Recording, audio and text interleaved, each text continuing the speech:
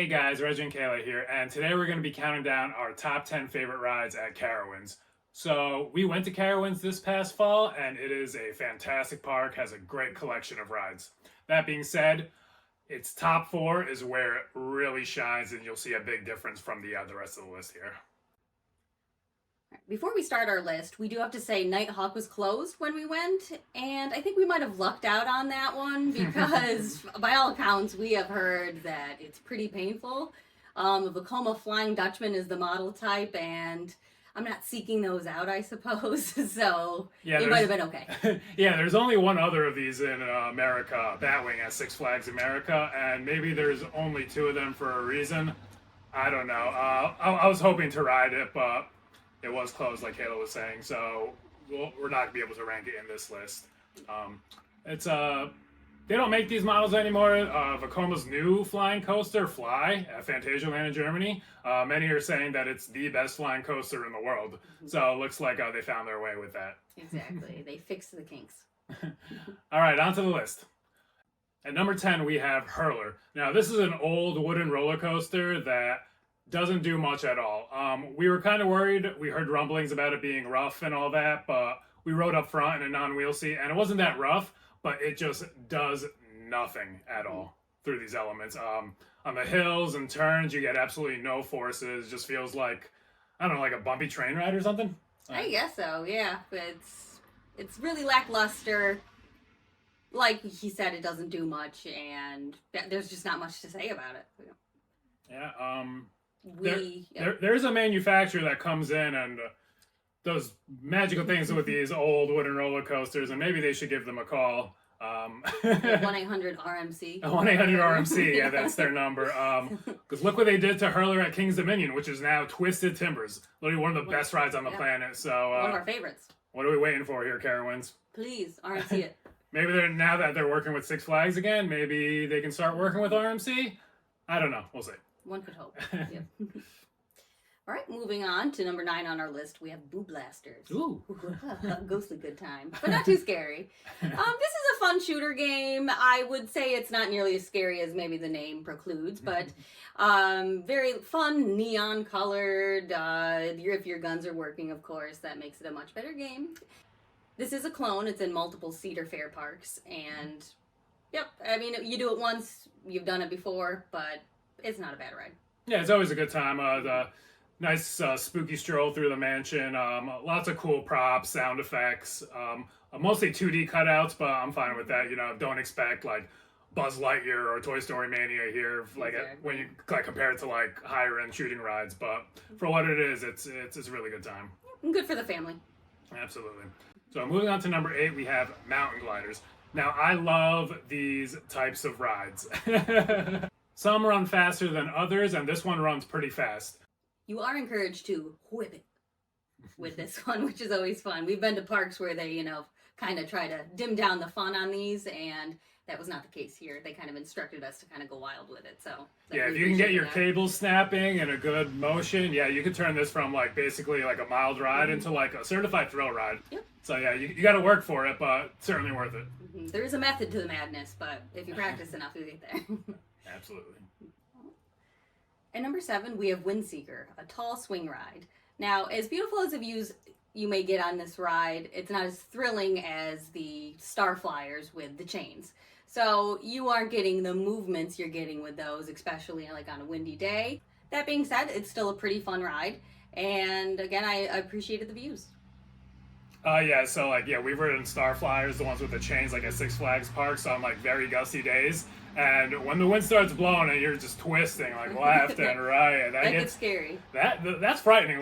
Those rides scare me more than any roller coaster, any drop tower. When you're just uncontrollably swinging like that, 200-300 feet in the air, it's a bit frightening. Feels like the odds that something could go wrong increase, even though, of course, these are safe. It just maybe doesn't feel like that all the time. Let's hope they're safe. Let's hope they're safe. I don't actually know. I'm not doing the inspections here. So coming in at number 6, we have a very unique ride, Electro Spin. This is a flat ride from Mondial. It's a top scan model. I did have to look that up. This might be the only one of these that we've actually ridden. I think so. I'm trying to think back, and I can't think of a time where I've ridden something similar to this. Very unique flat ride, indeed. Oh, incredibly unique. You definitely get some interesting sensations on this as you are rotating around and revolving around, kind of every which way. You don't know which way is up, and I've never experienced a sensation like that before. And like you said, we've never done this before. I haven't seen a model like this anywhere else. I'm sure they exist, but... Yeah, they're around, but yeah, we haven't been on any. Yeah, it's so weird. Looking at it, I didn't think I was going to enjoy it as much as I did, but like when you're on it, you have no idea which way you're going to go next. Like abrupt stops, up is down, down is right. Like it's crazy, yeah. Like, and on top of that, there's an awesome lighting package and like sweet music. Yeah, I wish we went on at night. We went on in the day, but when we walked past it at night, it looked a lot cooler. And just walking past it and seeing people's faces on this thing while they're like blasting techno music, yeah, like people are moving and grooving up there. Like it makes you want to get on there. It's a good time. At 5, we've got Drop Tower, an Intamin Drop Tower. There isn't a lot to say about this ride. It brings you up and it drops you down. We love them, so I'm always going to go on one if I see one at a park, and I'm always going to have a good time. There just doesn't seem to be any theming or, again, much to add to this. No, they're keeping it very simple. Drop Tower, you know? Drop Tower. You know what you're going to get. Very average ride with very average name, yeah, no. But, I mean, no, like, there hasn't been a Drop Tower that I haven't loved. Like, they're just my type of ride. So, yeah, this one's fine. Not the worst one I've been on, not the best. Still got some thrills. Yep. Always a fun time, though. All right, so before we continue with our top 4, which are all fantastic rides, by the way. You may be wondering why certain rides have not appeared on this list. 2 roller coasters, to be exact, and it's because they're not good. We've got Carolina Cyclone and Old Arrow Looper, and it is a headbanger for sure. Anytime I see those big clunky things come over my shoulder, I just know I'm going to be in for one of these, and that's exactly what it delivered. Beautiful paint job amongst the sky, but that's the only thing I have to say about it. That's good. Yeah, pretty paint job. That's how they fool the guests into riding it. Yeah, no, this thing is not fun. I'd say the first drop is okay, but after that, like, you're just gonna be in pain. That's all I remember. Another roller coaster that you may have been expecting to see on this list that isn't, Vortex. And if you've ridden any of these old school B&M stand-up coasters, like, I'm sorry, they're just not fun. There's lots of intense positive G-forces, but it takes a toll on your head, your legs, your nether regions. Like, it's just... Your mentionables, yeah. It's like you're just going to get off this and wonder, like, why did I do that to myself? That's how I felt about that and Carolina Cyclone. Well, yeah, like, people who say they like these models, like, I don't believe them. I think they're trying to prove some kind of point. Like, I don't get it. Like, you're not Pipeline. Like, calm down. Yes, their new stand-up model, Pipeline, is much different. Yeah, we're going to be heading out to Orlando in a few weeks, actually, to... A few days. Is it? What day is it? We're leaving in 2 days. Oh, man. So, yeah, we'll be riding Pipeline next week. Yeah. I have no idea where the time went. Jesus. Yeah, right. You're ready, right? Like... I guess I better get ready. Better start packing. All right, back to the list. Okay, at number 4, we have Intimidator. Now, this is a great B&M hyper coaster. 232 feet tall, drop at 80 miles. What's up?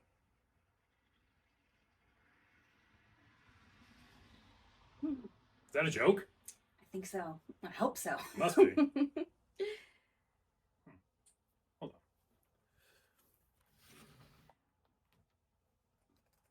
Doing some investigative research quick. 1 second here, folks.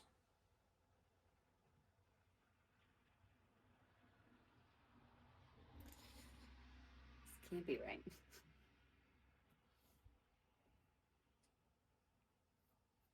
Interesting. It's something. It's not April Fool's today, right? Not yet. No, not yet.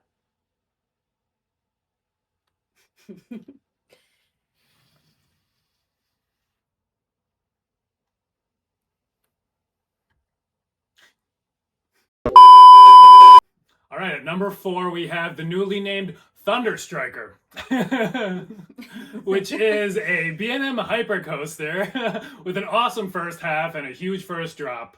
And a weird new name. Sorry, I lost my train of thought here. Just Thunderstriker. Why and how? It's like they took a bad name and somehow made it worse. Seems to be what they're doing in the roller coaster game lately. It's like they just put a bunch of random words in a hat and like just pick two out. Yeah. Thunderstriker? Thunderstriker. My goodness. So Thunderstriker is a great B&M hyper coaster. 232 feet tall, 80 miles per hour, great first drop, and overall the first half is fantastic. You get lots of floater airtime on those hills. I love how the trains are set up with the staggered seating, where you have like the two middle ones and then the two wing seats. I wish more hypers were like that, honestly. A la Sky Rush, I guess. Exactly, yeah. We have heard this called Intimidator, though, too. You know, sometimes it slows you down in some exciting parts. Yeah, I don't care if they change the name of Thunderstriker. I'm still calling this Intimidator. Yep. Because that is the name it should go by. It's very apt. And I know I sound like a broken record with this, but I love that bright red paint job, too. It looks really great. It pops against the blue sky, and I'll be a sucker for paint jobs for the rest of my life, I think. Yeah, the first half is awesome. That second half, though, is where it gets the name Intimidator. Like, it is just trimmed to death. Like, the airtime you should be getting on those hills is just crushed from all these trim breaks, and it's unfortunate. Yep, kind of neuters the ride a bit. Yeah, that's why it's in, like, my lower tier for B&M hyper coasters. Would you agree? I agree, yep. Yeah. But still, a fantastic ride. Absolutely. Number 4 on our list. Number 3 on our list, we have Afterburn, a B&M invert, and maybe one of the most aggressive ones we've ever ridden. Oh, yeah. Yeah, it has an amazing layout. You are whipping through the trees. It almost feels like a pine tree is going to hit you in the face. I love the thrill of it. Lots of close calls on this ride, yeah. 6 inversions. Themed after, I think, like fighter pilots, so you get these really cool trains. Some of them had sharks on them, some of them had eagles on them, kind of like a la World War II fighter jets, which was really cool. Yeah, when the park was owned by Paramount, it was themed for Top Gun. Oh! So, yeah, there you go. That makes complete sense then. Yeah. Absolutely. It's a fun little fact, yeah. Yeah, this thing just zips. It is probably the most aggressive B&M invert I've been on. It's either this or maybe the first half of Alpengeist. It's tough to say. But this thing just flies. There's no mid-course brake run. Super whippy through all the inversions. The Batwing is insane. And it's unique. And it's the only other Batwing on an invert like this besides Montu, which may be the best B&M invert in the country, maybe on the planet. Tough to say. I haven't been on all of them yet. I would say this is my second favorite invert I've ever been on. Agreed. Yeah. And I was pleasantly surprised by that. I kind of just found out about this as we were walking into the park, and when we got on it, I walked off thinking, wow, I was impressed, and I didn't see this coming. Yeah, and there's not a bad B&M invert out there. This one being at the very top of them, top tier, that's really saying something. It is, yeah. We were very close to putting Afterburn at number 2, but we debated. Yeah, this one was tricky. So at number 2, we have Copperhead Strike. This ride is a beautiful mix of hang time and air time, just magically done. The JoJo roll at the start, it gives you a preview for what to expect during the ride, and going through that JoJo roll, I literally thought I was going to fall out of the seat. It's a bit frightening, going that slow upside down, I literally thought I was slipping out, I tried to grab onto the restraint or something, obviously there's no way you're falling out, but... And yet, normally we are not ones to hang on to the restraints, but I did find myself kind of well, what am I going to grab onto if I just start to slip out? Because you couldn't count the seconds you're upside down, it feels, and it's just really drawn out and kind of spooky. Yeah, and there's no repeating elements on this ride. Yeah, you get awesome hang time on these inversions, followed by quick bursts of air time on hills and turns, and it's just excellently paced. Absolutely. Theming, it's fun. It's snakes, moonshine, and disaster all rolled into one, and I mean they nailed it, honestly. I was trying to follow the story here, but it was tough. Something about Granny making secret moonshine and being attacked by an army of snakes, maybe, who wanted the profits of the moonshine. I don't know. Couldn't follow it really, but amazing roller coaster. Absolutely. The one negative thing that people mention about this are the launches are weak, which is true, but if those launches weren't that weak, you would not be getting the hang time on these inversions that you are. And honestly, like, that's my favorite part of the ride. And which is surprising because hang time is not usually one of my favorite elements. But this ride changed that for me. Oh, absolutely. I think, yes, if they sped you up those hills faster, it would have taken away from the real gem that is the hang time of this ride. Like, that's why you go on this. Exactly, yeah. You'd be going faster, but at what cost? Exactly. You go fast on everything. Like, hang me upside down for seconds at a time and terrify me instead. Yeah, definitely a unique ride that, like, yeah, I've not been on anything else like this. Pretty cool sensations. All right. At number 1, we have the clear best in this park, which is Fury 325.